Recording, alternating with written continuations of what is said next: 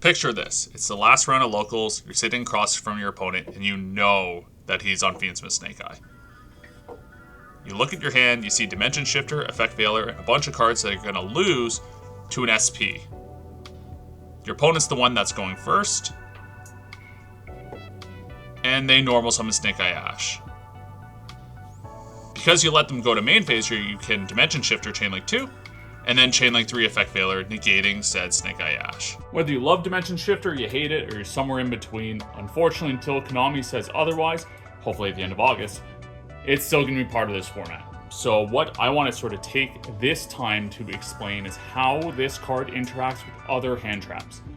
This will be helpful to know when you're playing a deck that plays Dimension Shifter like Tempai or Ritual Beast, or you're playing against a deck that uses Dimension Shifter, so you know what you can expect to see from your opponent and what you can write off seeing because they've activated Dimension Shifter. So we're going over 16 different hand traps here, and you might know this, might not, but at minimum, hopefully it reaffirms your game knowledge or you learn something new. So we get to a situation, Dimension Shifter is resolved. We're gonna go over the Ghost Girls first, and then move on to some other hand traps. So Ghost Ogre and Snow Rabbit. The issue with this card, it does not work under Shifter. Why do I say that? Because this has to send itself from hand or field to grave as cost. When Dimension Shifter is already resolved, cards can't go to graveyard. Ergo, you are not able to activate Ghost Ogre under Dimension Shifter. Next, we have Ghost Reaper and Winter Cherries. What's different about this than Ghost Ogre is you discard it as cost. Because of that, discarding, it doesn't care if it goes to graveyard or it goes to banished. You're able to legally resolve Cherries.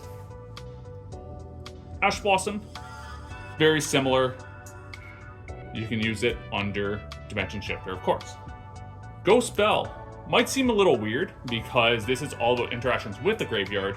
You can activate this under Shifter, but its applications might be limited. One of the best examples I could think where Ghost Bell would be activated under Shifter, if someone's trying to use a Bestial to target your Dimension Shifter in graveyard. That's when Ghost Bell could discard itself, it would be banished, and then negate the activation. Spooky Dogwood. This card is basically 3 more copies of Shifter, as we saw from the EU WCQ. You can activate this under Shifter. It's the same thing. You discard it rather than having to send it from hand to grave. And then the last Ghost Girl, Ghost Mourner and Moonlit Chill. This one you can also use under Dimension Shifter because you have to discard it, vice having to send it from hand to grave for cost. That's sort of its big plus compared to Effect Veiler, but as we go later in the video, I'm going to show you why that might not be the case 100% of the time. Next we have DD Crow. You might think, why would you ever want to use DD Crow under Shifter? Well, you don't need to worry about that because you cannot. And where potential it could come up is Ritual Beast puts things back into the graveyard after Shifter's resolved, but it doesn't matter because you cannot use this under Dimension Shifter. Effect Veiler. Remember when I alluded to when I talked about Moonlit Chill for Effect Veiler? So normally you cannot use this under Dimension Shifter because you have to send it from hand to grave for cost. However, we're going to put it in its own little category here based on the introduction, where like if you chain it to the activation of the Shifter, so you save this for main phase, Shifter is not yet resolved, so your cards are still going to graveyard until that chain resolves. Droll and Lockbird, exact same case as Veiler, where you are able to chain it to the Shifter, because both of these cards do not care about being responded to immediately in the chain, which they can. Like, so if they normal summon a Snake Eye Ash, and you have a Droll and a Shifter in hand, you let the Snake Eye Ash resolve, they search Snake Eye Poplar, they go Poplar, Chainlink 1. You can go Shifter, Chainlink 2, and if they have no response, you can go Droll and Lockbird, Chainlink 3. It meets its ability to be able to be sent to graveyard for cost, and you still get to resolve the Droll and Lockbird with your Dimension Shifter.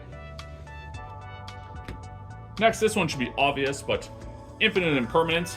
This doesn't even need to go to graveyard at all. So sometimes you see people shortcut it where they discard it, but no, it goes in your spell trap zone because it is a trap card.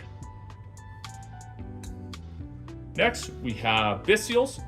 I bring this up. I talked about it with the Ghost Mourner. You do have the shifter that's a dark. You can use the Bestial to target said shifter, whether it's your shifter or your opponent's shifter. But what that opens up to, if you have the shifter and it's banished and you summon your Bestial, what about a second shifter? So, funny enough, shifter needs to be sent from hand to graveyard in order to activate. So while shifter is active, you cannot activate another one. However, what could happen is if you use shifter on your own turn, pass play to your opponent, use a Bestial sometime during their turn, then when play comes back to you in turn 3, you can put down another shifter. So that's why I included it. So we'll put it in the sort of iffy category with the droll and the effect failure. How about everyone's new favorite hand trap, Molcharmi Parolia? This one, again, you discard, so we are able to use it under shifter. What about Forbidden Droplet? I know this isn't a hand trap, it's a board breaker. I mean, we're all talking unofficial terms anyway, but it's still a going second card. Keep in mind, if you're playing a list that has both Dimension Shifter and Forbidden Droplet, you are not able to use Forbidden Droplet under shifter. Why? Because this card sends cards from hand and field to graveyard as cost. So that means that you are not able to use this under Dimension Shifter. You would have to wait for the shifter to no longer be active to be able to use Forbidden Droplet. Now, the last two cards are a bit more archetypal hand traps. The first one, iffy, but there's those Madolche players and those Melodious players. So Herald of Orange Light, pretty powerful negate, especially with no Cypher Gear Gamma, really seeing because it's limited. This card can really catch people off guard a lot. However, you would have to use this in response to the shifter. If it's already resolved, Herald of Orange Light is not live because you have to send both this and the fairy from your hand to graveyard as cost. So it joins the pile here.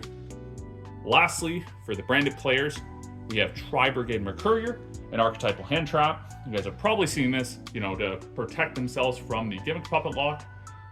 However, you are not able to use this under shifter. It has a pretty cool effect when it's banished, but you need to send it from hand to graveyard for its effect to negate a monster effect while you control a fusion that mentions Fallen of Albaz. So there you go. That's 16 hand traps and how they interact with Dimension Shifter. If you liked the video, be sure to like and subscribe, and I'll see everyone in the next video.